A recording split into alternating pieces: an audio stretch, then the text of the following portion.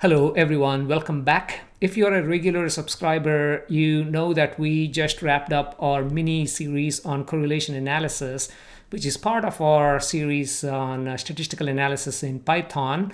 And I was thinking about what practical example should we use to actually put our learnings to use. And literally a couple of days ago, especially in the US, the health guy and the president, got on TV and they talked about how autism is linked to acetaminophen use during pregnancy. I'm not an expert in that field, so I'm not going to comment on that specific aspect. Neither I want to, nor I should say, I want to bring politics into this issue. So this has nothing to do with politics, but whenever someone makes big claims like these, we as someone with data skills should be able to, first of all, hopefully access the right data. And once the data is in your hand, what tools do you have to kind of, get the insights out of this specific data? So in this case, I tried to look up this Tylenol and autism data, and apparently to actually get your hands on this data, you need to apply to CDC to get this data and all that stuff. So obviously I don't have enough reasons to request CDC for this data, but I looked up what other data sets they have on their page, and I found an excellent one where it links lead exposure to cognitive decline. Again, I'm a data guy. I'm not an epidemiologist, or I'm not one of these medical people to actually tell you exactly the science behind it. But as a data analyst, using the data, what tools do you have to actually positively confirm whether there is an association or correlation in this case between lead exposure and cognitive decline, or Tylenol use and autism, or any of the things that you see on the screen right now, right? We see all these all the time. Like if you look at this, high coffee intake linked to decreased head and neck cancer. The next news here, global study links coffee and tea consumption to cancer risk. Like there's a lot of these published, and sometimes all this confusion leads to people who are not really familiar with science, lose trust in science. That's why I think we need to be a bit more responsible. Sorry for talking for almost 3 minutes. I think this is, I just wanted to give you a quick background before jumping into the code, and I'll explain what the goal is once we jump into the code. I hope you're still engaged with this tutorial. And again, this is not a political take. This is not anything. This is completely a data person, with data skills, trying to apply those onto publicly available data sets to actually tease the insight information out of that data. Okay, let's jump to our Google Colab and continue from there. As usual, I'll share this Colab notebook. The link should be under description, and I should say, if you are not a subscriber, this would be a great time to hit the pause button and hit the subscribe button. And if you're feeling extra generous, please feel free to click the thanks button. So the NHANES is basically, that's where we are getting the data from, and I'll quickly flash that screen. The link is as part of, I gave the link down here as part of the description. I tried to add as much notes as possible so you don't have to go back and forth between the video and the code here. And here is the website. This is from Centers for Disease Control and Prevention, so CDC, and they're still making the data available. I say still because things have been changing quite a bit in this department, and I'm glad that the data is still available. So I'm looking at 2013 and 14. You can update, you can look at newer data sets, alternate data sets, let's say. And here there's a lot of stuff if you want to play with this. So the 3 primary aspects I'm looking at is demographics data. So they have some data obviously with demographics like the age and education level and so on. So we're going to use that, of course. And laboratory data is something they're going to use. Let me click on laboratory data. And here, if you scroll down, there's cholesterol. There is all types of information there. What I'm going to look for is lead. If I can see, yeah, lead, cadmium, total mercury. This is from the blood test that they have conducted. So we have this information, and in addition we also have information on the questionnaire data. The questionnaire is where they have done these cognitive tests, right? So the cognitive functioning.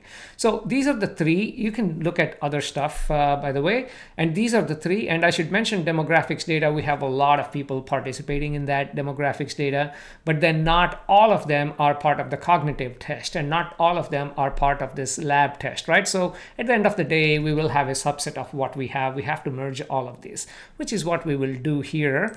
So with that information, let's jump in here. And the motivation is, again, the recent political claims about autism being linked to Tylenol. Of course, online, I mean, if you go to news or CNNs or whatever, you pick your TV channel, I guess they're all biased to some extent. They discuss about, is it good, is it bad? But at the end of the day, the people who should be talking about this are the scientists and data analysts like you and I, right? So we have the skills to extract information from these data, and hopefully we are working with scientists to make sure that makes the scientific sense once we summarize this data. So when these claims are made, especially of course the controversial ones, we need to know how to evaluate. That's exactly what we're going to do here. Now the research question and hypothesis in our data set is there a correlation between blood lead levels and cognitive performance in older adults? That's the question, right? So very similar to, is there a correlation between autism levels and Tylenol usage during pregnancy? So that's a much more complicated data, I would assume, but data is data at the end of the day. So what our hypothesis is, we expect a negative correlation, meaning higher lead levels are associated with lower cognitive scores. That's what at least our hypothesis is. Let's see if that's true or false, or if we disprove that. Of course, why is our hypothesis what it is? Because lead is a known neurotoxin, and that can affect brain function, right? So again, we're not saying does lead lead to Alzheimer's, does it lead to Parkinson's? That all we're doing is cognitive. We don't have other data to draw conclusions related to Alzheimer's or Parkinson's. All we have is cognitive test, we have blood test, and we have demographics. That's it. We need to work with the data we have and draw conclusions. Okay, now I already mentioned which ones, the data set right there, and we of course want to perform correlation analysis. And to perform correlation analysis, you check normality, and again, watch the last 4 videos in this series. They are like video number 368, 367, 366, 365. They're all about correlation analysis. So bulk of what I'm going to discuss right now, all the Pearson or Spearman correlation coefficients, we have discussed that in the respective videos. So I'm not going to focus more on how to perform these, but more about, okay, this is the structured way of actually performing this type of analysis. Okay, you can read the text, so I don't want to go through that right now. But one thing I want to highlight is where you can download the data from. And I already mentioned what we are downloading here. Okay, with that in mind, let's go ahead and run. This part should be pretty straightforward. It's we are using pandas to actually organize our data into a pandas data frame into structured format. We are using NumPy, PyPlot for plotting, and Seaborn, of course, again, nice plotting, nicer plotting. And we are going to import the stats library from SciPy to just report certain, let's say, stats. And we are going to import Pearson R and Spearman R, just like we have done in the last few videos, from scipy.stats library. That's pretty much it. And then this is a couple of print statements. Then we are actually reading, by the way, this data set is in .xpt format. So let's go ahead and use pandas. You know how we have read CSV, read Excel, and similarly it has read SAS. That's exactly what we are using to read these files. And once you read like demo and lead, so demo means demographic data, the lead data, and the cognitive data, we can actually combine those, because that's the next step actually. So we are combining them here because they all have, did I write it down? Because they all have the same reference to the customer. So I say customer to an individual, I should say. I thought I have written that somewhere. I bet I have written that somewhere, but I can't find it, and I don't want to look at it. But basically, the data merging happens. That's where data merging. I'm like, why I separated data merging from the plotting part so we can get better view. So this is what I mean to say, the participant ID. Sorry, that's exactly what I meant. So these three separate data sets, they have participant ID, and we'll look at the same ID and then say, okay, bring the other ones together. We'll get there. First, let's go ahead and explore the data and key variables. The key variables, I should say one thing about key variables is in research data, they're not always intuitive. In pandas, in Python programming, we just say age equals 2 and we set something else. But in research data, you need to look at the published papers and to find out exactly what variable corresponds to what. So this is one lesson, at least I learned by working with a lot of published data. So always explore before analyzing. So let's go ahead and report some of these key variables. First, I was struggling with column names. So I just printed out the column names. Total number of variables 47 under demographics. And you see SEQN, SEQN, SEQN. This is what we are going to use to actually to match other columns to a specific patient, participant, whatever you want to call. Okay, so in the blood lead, there are 17 variables and then 19 variables under the cognitive part. And when you look at the actual data, so at the end of the day, there are, I think I did that as part of data merging, how many do we have? So we started off with 1785 cognitive assessments. Of those, only 773 adults. So our data set that we're going to analyze includes only 773 adults, right? So the more, the better. Okay, how do I know this? Let's go ahead and run this, because all I'm doing is merging and cleaning. For a sequence range, go ahead and find how many of those can be found in lead data and how many of those can be found in cognitive data, and then you kind of merge all these together. That's exactly what's happening in this part of the code. And I'm not going through, I used to in my earlier videos, like from 3, 4, 5 years ago, I used to go line by line. Hey, do this, do this, do this. Now you just tell ChatGPT or whatever to create this code for you. Of course, it's still useful for you to know how to code, because when things go wrong, you should be able to fix it. But to write code from scratch, I don't know if anyone is doing that. It comes down to the strategies, your domain knowledge, and your skills, like what to do rather than how to do. Like coding is easy nowadays. Okay, so merging and cleaning. So total participants in demographics, we have 10,175. That's a lot. So if you just want to do demographics analysis, that's a lot of data. But then in lead data, we have 5,932, and cognitive data, we have 1,785. But once you merge all of these, we end up with 881 participants. And then when you drop missing values, then you have 773 participants. Okay, so that is exactly what we end up with, and the final data set is has age range between 60 to 80, lead range between, in case that makes sense to you, but that's the lead range, DSST range, which is the cognitive test scores range between 5 to 93, and of course using participants aged 60 plus, of course, that's the range. We have 773, so we're good. We have very good data set that we can go work with. The first thing I recommend everyone do, is descriptive statistics. You need to understand your data. That is the first step. And that's exactly what we are doing. Descriptive statistics is very easy.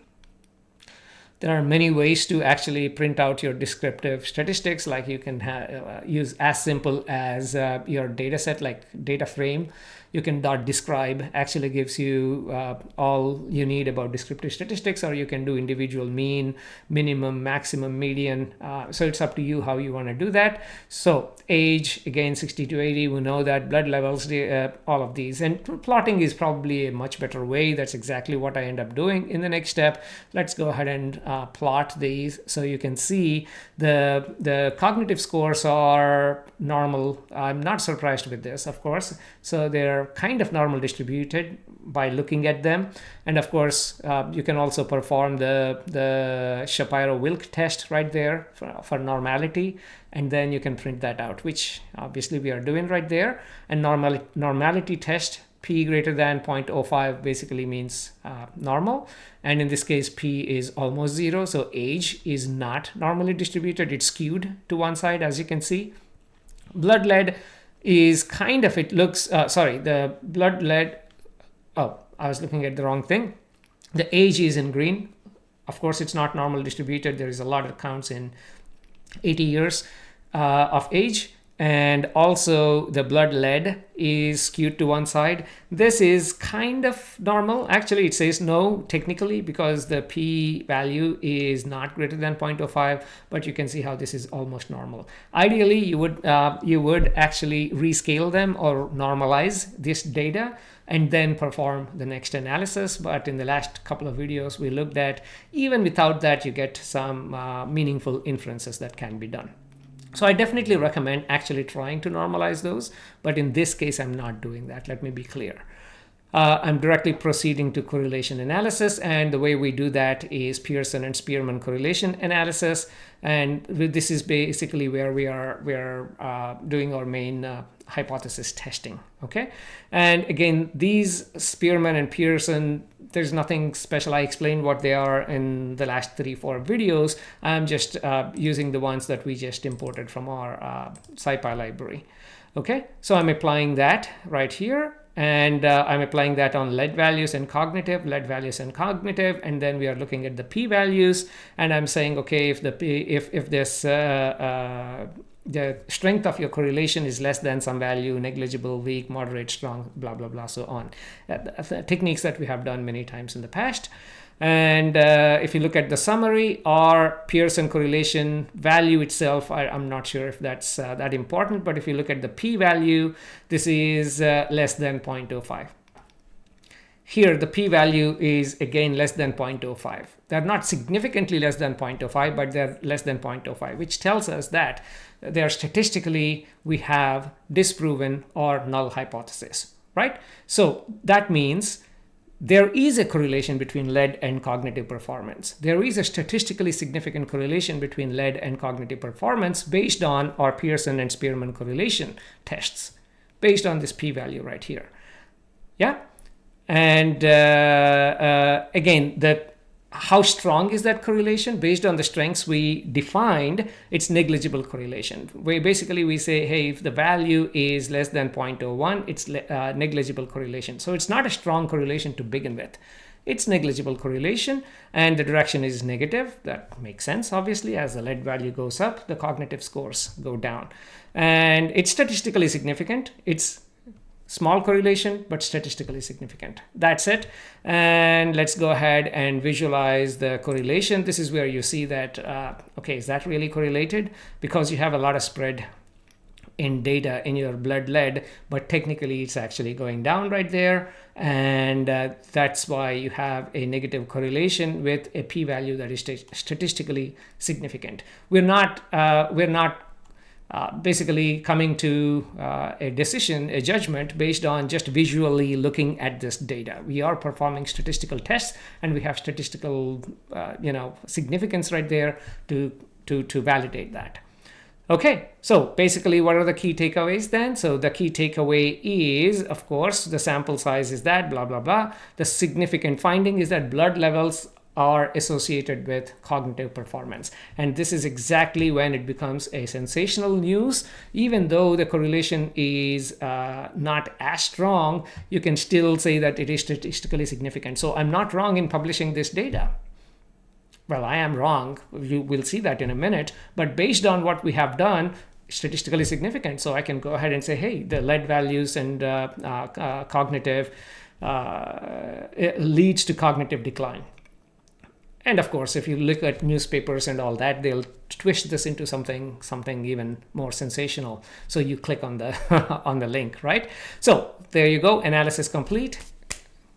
But that's not where scientists stop. Are we missing something important? Really, are we missing something important here?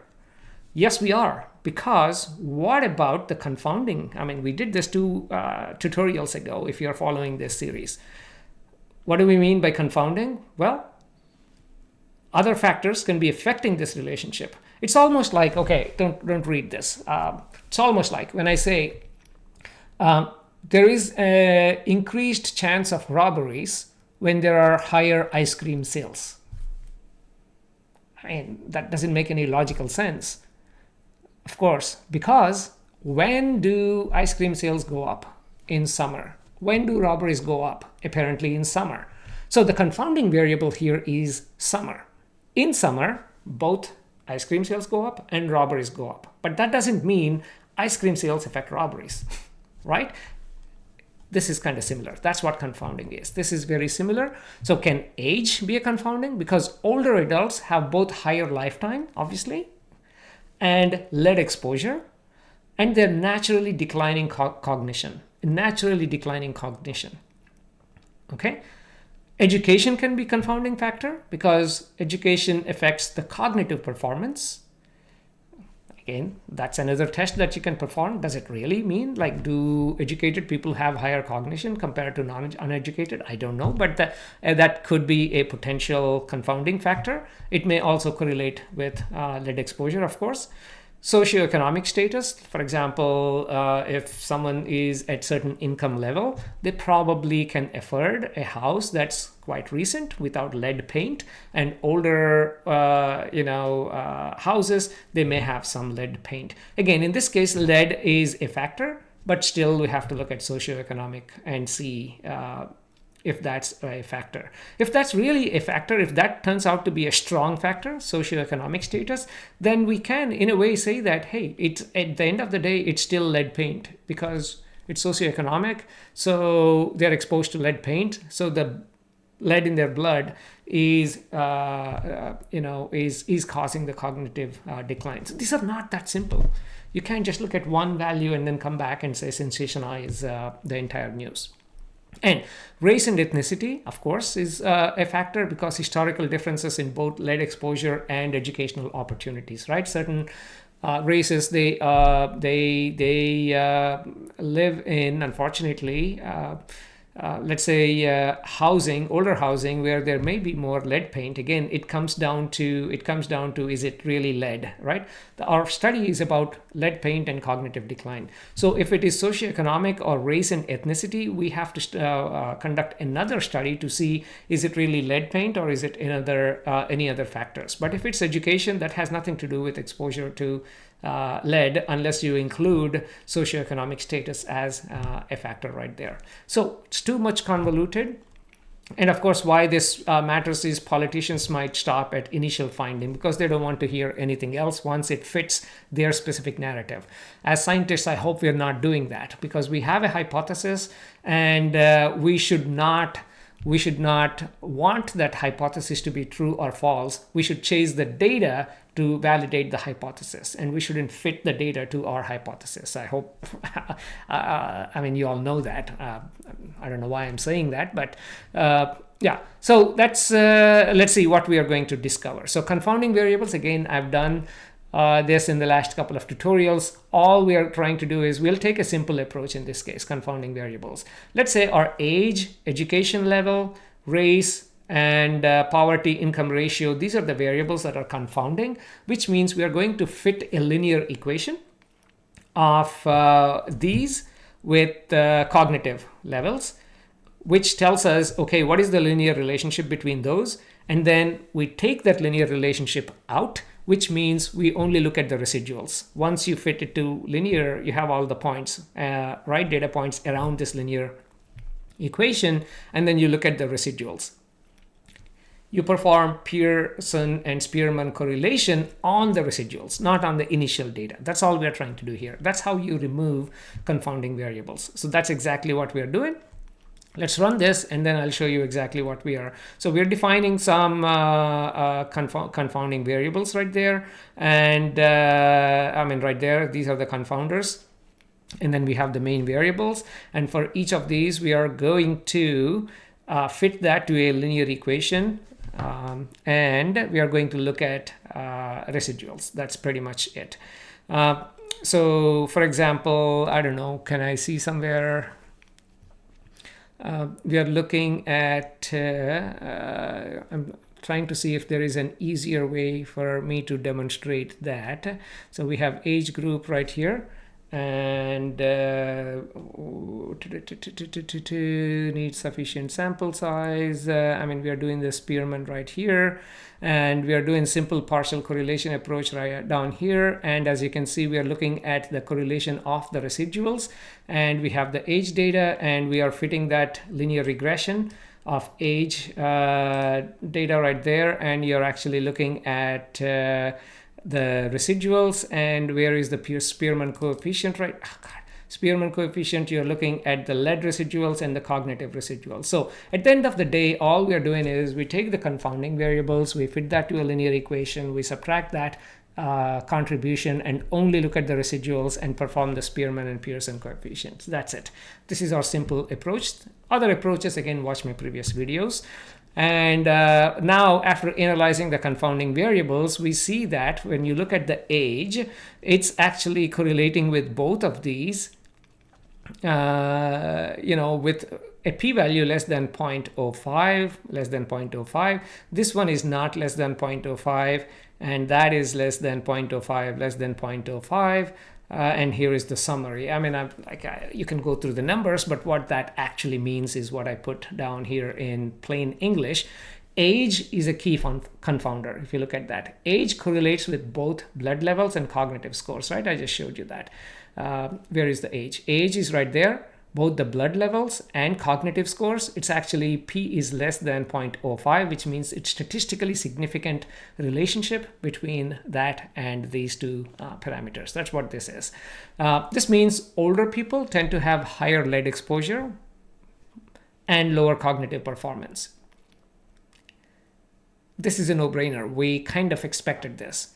You live longer, over the time you're exposed to more lead, and of course lower cognitive performance. So when you remove the age from this equation, our lead cognition correlation drops from minus 0.091, remember earlier we had that, to minus 0.063. So it's a little drop, but it does become, it does drop and becomes non-significant. Previously we had 0.08 and now p equals to 0.01. Okay, or sorry, the other way around. So now, education is the strongest factor there, so it has a massive correlation with cognitive performance. You see 0.446. That's a strong correlation, much stronger than the lead's effect of minus 0.091. So what does that suggest? Educational background is far more important for cognitive function than lead exposure. I mean, that's the conclusion we get from the data. Why and all that, I'm not a psychologist to kind of go after this, and that's why you need the right people in your team to kind of understand why something happened. But all we are looking at is data, what the data is telling us. And the lead effect isn't consistent. Of course, when we look at the within the age group, then the lead cognition correlation disappears. So none of the age groups show significant relationships. We divided our age into age groups, like bins of age groups. So this summarizes that our original finding before doing this confounding was basically driven by age differences and not lead toxicity. Also, the education level matters for the relationship. Although it's not consistent, like people with the 9th to 11th grade of education, you have certain value, and college graduates also have significant value right there, but the other ones don't. So again, that's a complex relationship that we need to understand. At the end of the day, what am I showing you here? Our original significant finding, the one that we thought was worth publishing, was largely explained by these confounding variables, which means I cannot just publish. I have to do more, collect more data, or dig into the existing data and figure out what's happening. In this case, age and education and income are much stronger predictors of cognitive performance than lead exposure. So you cannot just rely on cognitive performance and say, okay, the lead affects cognitive performance. Maybe you should collect other alternate data to kind of confirm this. Okay, so this I hope explains how you should take a methodical approach before publishing your data or before trusting something that's in the news, especially if it's not coming from trusted sources like the scientists from CDC. I say scientists, not the one who is leading it, or not a politician, not an appointed person, but someone who actually went through rigorous training, through PhDs and postdocs, and who knows how to perform research and how to use statistical tools, right? I mean, this is traditional CDCs and NIHs. So when you get this information from trusted sources, I think to some extent you should still, if you're curious, go ahead and evaluate it, but especially if it's coming from someone from your WhatsApp group, or on Facebook, or on Twitter, or some politician, I think you should independently evaluate it. And now you know at least some of the tools that you can use. Follow my statistical analysis series if you want to learn more about various tools that we have at our disposal to validate or to tease the information out of data. Thank you very much, guys, and let's meet again in the next tutorial.